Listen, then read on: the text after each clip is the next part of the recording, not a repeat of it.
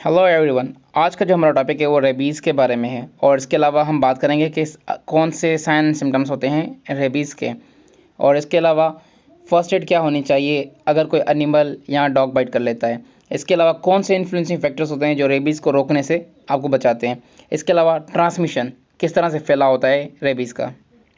अगर आपने अभी तक चैनल को सब्सक्राइब नहीं किया तो सब्सक्राइब करें ताकि हर कमिंग अप आने वाली वीडियो आपको मौसूल होती रहे नोटिफिकेशन के ज़रिए। तो चलें शुरू करते हैं अपना टॉपिक। Now the rabies.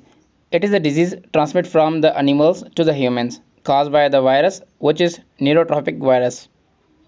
ये एक वायरल डिजीज़ है। जब हम बात करें इसके फैलने की, ये वायरस मौजूद कहाँ पे होता है, अब हम वो डिस्कस करेंगे।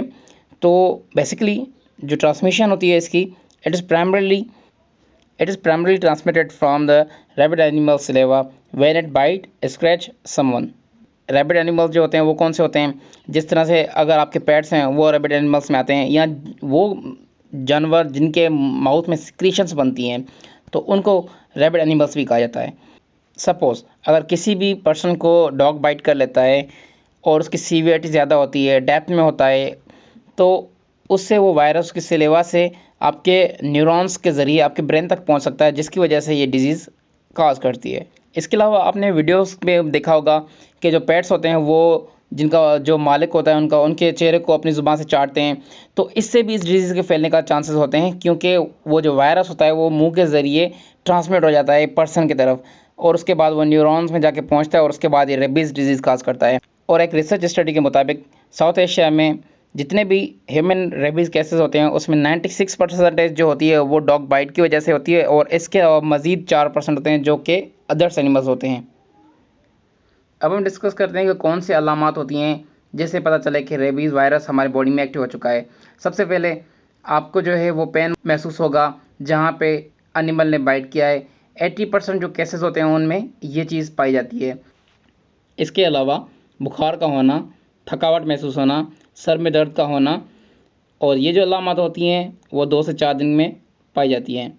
इसके अलावा आवाज़ को बर्दाश्त ना करना, मतलब आपको शोर शराबे से तंग आना। इसके अलावा लाइट से सेंसिटिव होना, हाइड्रोफोबिया, मतलब पानी से आपको खौफ होना, ना पानी पी सकते हैं, ना पानी से कोई विक्टिम जो होता है वो नहा सकता है, तो वो पानी से बिल्कुल फोबिक हो जाता है। इसके अलावा इरिटेबल होगा, डिप्रेशन होगा उसको, और साथ ही जो है वो अग्रेसिव बिहेवियर शो करेगा जो विक्टिम होगा।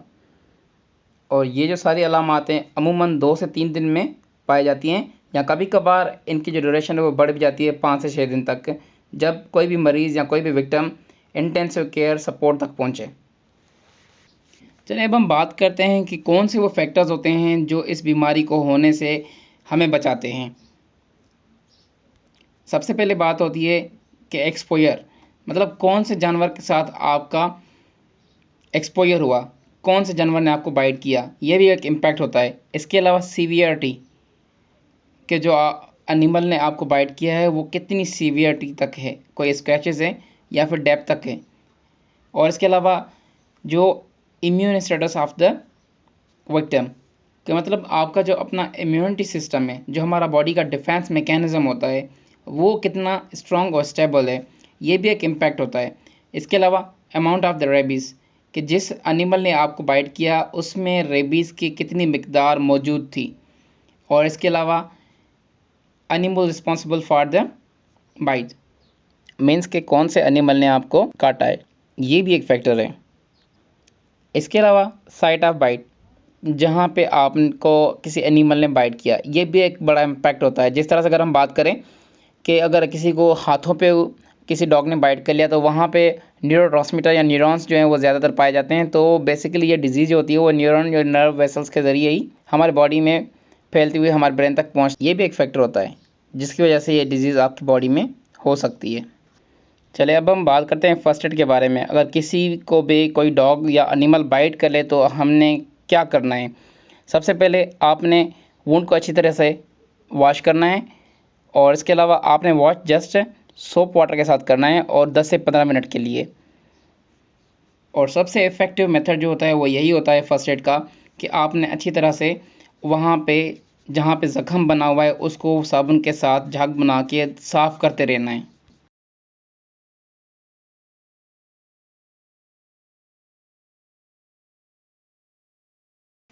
और इसके अलावा अगर हो सके तो जहाँ पे ज़ख़म बना हुआ है उसको आप 70% अल्कोहल, एथेनॉल या फिर कोई भी पायोडीन या जो एंटीसेप्टिक सोल्यूशन होता है उसके साथ क्लीन करें।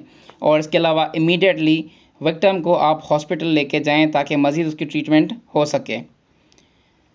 अब ये तो थे फर्स्ट एड के पॉइंट्स जो कि आपने करने हैं जब कोई भी एनिमल बाइट कर लेता है किसी भी पर्सन को। इसके अलावा कौन सी चीज़ होती हैं जिसमें आपको अवॉइड करना चाहिए, जो आपने चीज़ें नहीं करनी चाहिए कोई भी एनिमल जब आपको बाइट करे तो? सबसे पहले अप्लाइंग इरिटेटिंग जो कंपोनेंट्स होते हैं like chilli powder, plant juices या एसिड या फिर कोई अल्कलाइंस।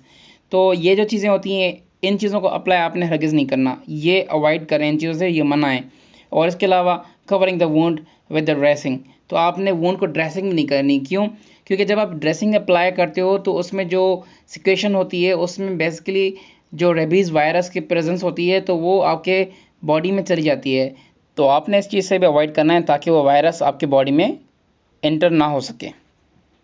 आज का हमारा ये टॉपिक कंप्लीट हुआ। अगर आपने अभी तक चैनल को सब्सक्राइब नहीं किया तो सब्सक्राइब करें ताकि हर कमिंग अप आने वाली ऐसी वीडियोस आपको मौसूल होती रहे नोटिफिकेशन के ज़रिए। तब तक के लिए मुझे दे इजाज़त।